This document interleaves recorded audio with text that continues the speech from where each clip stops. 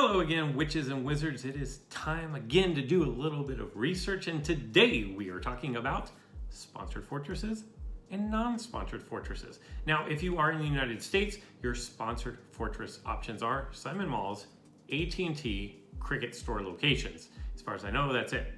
And if you are outside the US, I have no idea. I think EE in Europe, but don't quote me on that. The constants for today's video and research is all Runes Chamber 5, Runestone Level 1, Hogwarts School Runestones. That's right, I went through and purchased 10 packs of Runestones just so I could run 5 battles in each tower. And I know for you math people out there that are saying 10 is not a big enough sample size to be doing research. Well, you get what you get and you don't get to complain. Additionally, the constants running throughout this research project were, they were in the same location, basically like within a mile of each other, and they were both done on the same day, so the weather was the same during all 10 attempts. I did all 5 of the sponsored fortresses first, and then I followed a short time later with the 5 non-sponsored. I had no other teammates during this, it was just me flying solo, so let's get into these results because I know you guys are dying to find out what happened, and let me just tell you that yes, there were better. So here's the breakdown. For the sponsored towers, the difficulty level on all 5 was going to be 801. The number of foes ranged from 5 to 6. Now, if we move on and look at the non-sponsored tower, the difficulty level on this was 445 for all 5. You can already see the sponsored. This is significantly harder. And the number of foes were 3, with the exception of once I had 4. So you can see that the sponsored has more enemies and is more difficult, which makes sense than the non-sponsored. Now, if we are to do a quick little breakdown for the sponsored, I had 13 common opponents, 8 formidable opponents, 5 imposing opponents, and 1 elite. The breakdown on that is 48% common, 30% formidable, 19% imposing, and 4% elite. For the non-sponsored towers, I had 12 common, no formidable, 4 imposing, no elite, for a breakdown of 75% common and 25% of imposing. That's kind of a big deal here is if you were doing the sponsored towers, not only are they more difficult, they have stronger opponents, which is why the difficulty rating was high, but then there were also more of them. With more difficult opponents and more of the more difficult opponents, those rewards were probably ultra juicy, right? You guys are salivating. I totally see.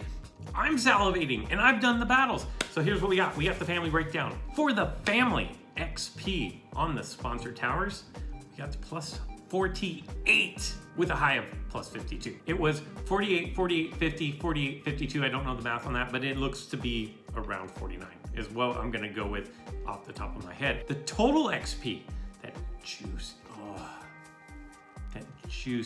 XP, 180. For the challenge fragments, I got plus 4 every time except for once, and there's an asterisk next to that. And the asterisk is because I only got 2, but I only needed 2 to complete the registry for that particular item. And 3 times I picked up registry fragments for the Hogwarts School. Not bad. 3 out of 5 is 60%. This is a small sample size, so that it could fluctuate quite a bit off of that. But I would say that it is pretty set in stone. You're going to get 4 challenge fragments. I'm not necessarily going to say that you're going to get 60% of your registry fragments. But just to recap, about 48, 49 family XP, regular XP was a consistent 180, challenge fragments 4 across the board, registry fragments 60%, a positive outcome. Now, if we move on to the non-sponsored stops, you expect this to be a little bit lower. Like the tower is basically half as easy. You're doing basically half as many opponents, and they're significantly easier with 75% of them being common. The family XP was a high of 45. In fact, 3 times I got 45, the low of 41. So not a huge discrepancy. I mean, if I were to go through and do the math, and let me just quickly do some math here. It turns out that on average, the family XP was 49.2. We're just going to call that 49. and the family XP for non-sponsored stops was 41.4. We'll call it 41. So you're getting about 8 more family XP per battle. Now, as far as your XP goes, 180 across the board.